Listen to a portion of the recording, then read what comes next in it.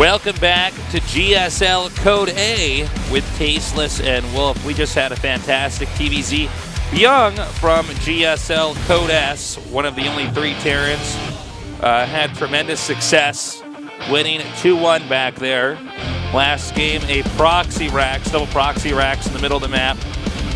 The initial handling it from Impact was good. The handling shortly after that allowed Young's mid-game push. Normally mid-game pushes never work. I mean, pushing on a Zerg on 2 base is not supposed to work anymore, but in that case it did very effectively, and it ended the game.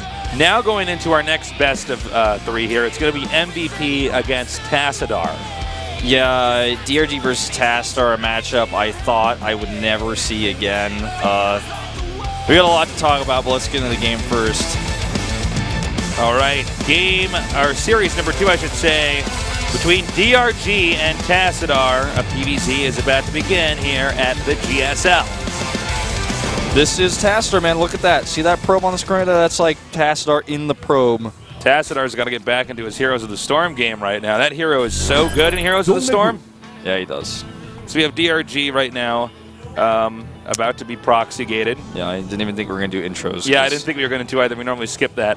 Over here in the upper left, in the red, doing a proxy gate, he is Tassadar. It's a good build for the map. He might even do 1 gate, 1 forge, and try to like cannon push with zealots on this map. What is his pylon on? 10, I think. No, 9. 9, okay. So most likely actually going to be double gateways. There's light coming up from there, man. Is there like another? How does that work? That's a good question, man. That's, I mean, yeah, as far as how, yeah.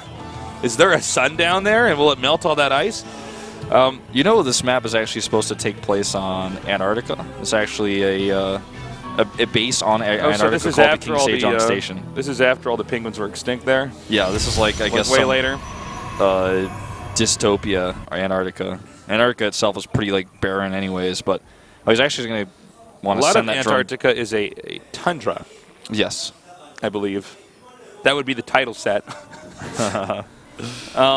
Well, he's going to want to send that drone back. Pull first. Yeah, but still, the spawning pool is pretty late. Those gates are pretty far away, though. I think he should be fine here.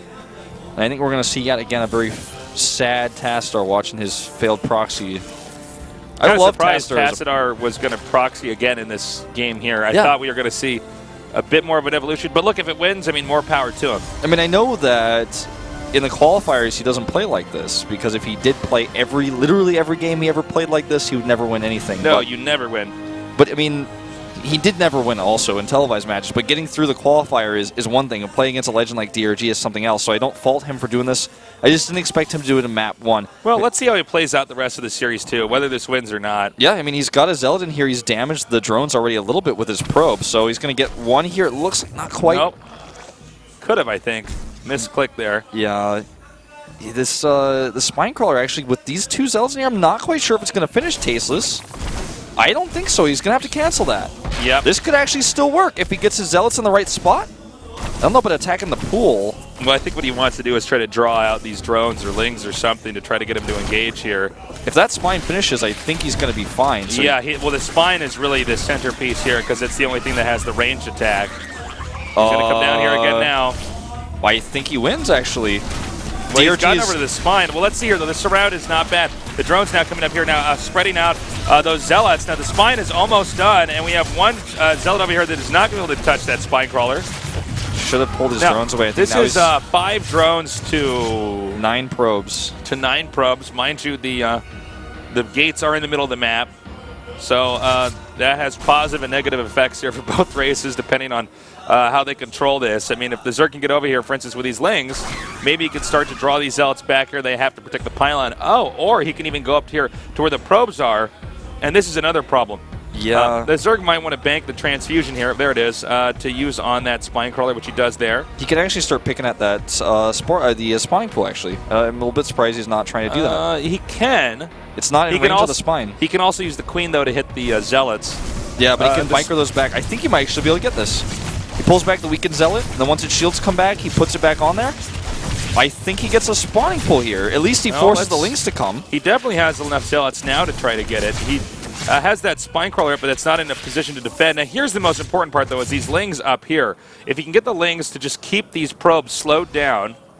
This is so stressful. Both players had to micro 2 locations at once. The lings versus the probes and the zealots versus the pool. I think he just targets this and kills it. Yeah, and when he targets this, I mean, the Zerg is low enough now on drones that, you know, he's, and I believe that's a second spine he's making down there. Yeah. Yeah. Okay, so he still might be okay. Now, this is a funny game because both parties are actually very badly crippled here. We have the Zerg, who still has lings over in the Protoss's main, slowing down the workers, which is obvious. Okay, well, he needs to micromanage that a little bit better, but slowing down those workers. And then the lings now darting out here. This is huge because the Zealots will never get home in time. No, they'll never get home. And the question now is, with the drones, the 2 spine crawlers, I should say, the Queen and the positioning here, can he out-control this? This is really intense right now. He has to just... Okay, now that spine crawler taking some damage here. Does he have a transfuse? We don't have the Queen selected just yet. He doesn't have enough energy for one. He's going to lose that first spine, but... Oh my god, to be totally, like perfect placement here. To be totally honest, I think there was no reason whatsoever for Tassadar to attack any of these spine crawlers. He kills a few more drones, yeah, but... I think we have GG now. The Protoss loses. He's going to lose all of his probes at home.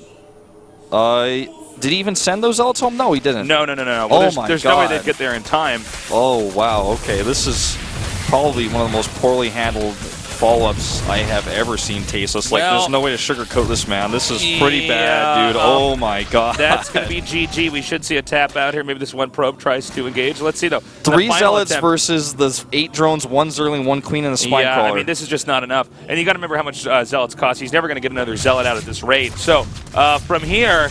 It's actually going to be a pretty short and sweet game. Yeah, that's... well, actually, you know what? Hold that thought. Well, that Queen did get stuck there. Oh, he needs I think with the blocking here. Let's see here. Okay, well, the spine's going to die. And now he has... Drones are faster than zealots. And he has too many of them, I think. Well, let's see how he positions this army. The one leg is coming back here now. The drones are faster than zealots, so he's going to kill that. There's no way the zealot's going to escape. Mind you this, there's 1 probe out, still mining. there's one probe still mining. Okay, so he gets that. Yeah, I think that's game. I mean, 5 to 1. Well, let's see. Okay, he's going to have... This probe should be able to deliver enough minerals easily to get another zealot out. Yeah. Now, there are more drones here. And no, there's no spawning pool. Yeah, that's true. There's no spawning pool, so it would be a zealot against drones. Now, the next question is, now that he's made that zealot, can he get 50 minerals back there to make another probe? Because this Zergling is either going to have to stay here and try to... Okay, this is actually getting cool. It looks like he just barely won't have enough. Yeah, I think the probe's not going to 1v1 a Zergling, right, and win. So the Zergling's going to kill this probe. He's not going to have enough minerals, like you said. Probe's actually going to run here. Smart choice. Yeah, this is definitely the best possible of moves. But 8 drones versus 1 zealot with good micro, no way he wins that fight. It's just not going to happen. The zealot I have to agree. But let's see how he controls it. All right, now nice surrounding here. Yep, good micro pulls the weakened drone away. And the second weakened drone... Whoop. All right, still not enough. GG. GG. That was the most sloppily, poorly handled press I've ever seen. I got to say... The engagement with the zealots there, that was a bit peculiar. Why did he do that? There was he's like, wait a minute, what if I just attack these spine crawlers? I'm like, what if you just chrono boost probes at home, send 2 zealots at home to help defend the lings, and then you... You know what, in his defense though, the zealots would not get there in time, and that's exactly what DRG wants, is for the other zealots to not attack into that base. I mean, look, I think no matter what, once the lings get out, in the long run, Zerg should win. Yeah. Right? Because once the lings are out, that is such a long walk back home for the zealots to get back there and try to shut down that ling attack. And even then, the lings can still run around and deny the probes some mining. I just feel like he could have, for example, also sent some of his zealots to try to block the lings from escaping the ramp how far the creep is from the ramp. The Queen can't get over there to start poking at those. Ideally, what you want to do is you want to have the zealots blocking that ramp. Yeah. Stock up enough zealots, especially once he, got him weakened up there like that, and then try to attack in there. But you know what? Good handling from DRG. Let's see what Tassadar has in store for us in game number 2. Will he do a proxy? I highly doubt it. Merry-go-round just proxies the same place we saw Young proxy, right in the middle. that was a game that I think Tassadar could have won with just even a slightly better handling of the situation. DRG played phenomenally, though. Really good micro, really good placement on the spine crawlers. And that was a Tassadar game. That's like the kind of game that Tassadar shows us. I mean, in Wings, in PvT, he had really good macro games. He was one of the best charged out Archon players that skipped Storm. He really knew how to control the map with it, but I don't know, in Heart of the Swarm, he's been only all-ins all the time, only proxies. He actually decides to pick Frost instead. It looks like that might have been an overlay issue. But now we get the update. It is going to actually be on Frost, 4-player map. So the map pick here definitely much less likely for a proxy since it's 4-player. No, it's quite improbable that would happen. DRG against Tassadar here, game number 2. I'm sure most of you are more than familiar with DRG if you follow any StarCraft II. He's been around for a long time, a very established player, legend. Meanwhile, Tassadar, I would say he's almost behind the scenes at this point in time. He's like, if you were a hardcore fan in 2010, you knew about him. Sure, but in the long, in the big pantheon of good StarCraft II players of all time here in Korea, he's definitely way in the background. Still trying to really, get his name highlighted amongst the best of the best. Yeah, I'm going to say his old team name and everyone's going to be like, oh yeah, I remember that team. He used to be on NS Tosa, man, just like Jockchi. That's right. All right, well, game number 2 is up. DRG Old School against Tassadar here to prove himself in best of 3 number 2 in the GSL Code A.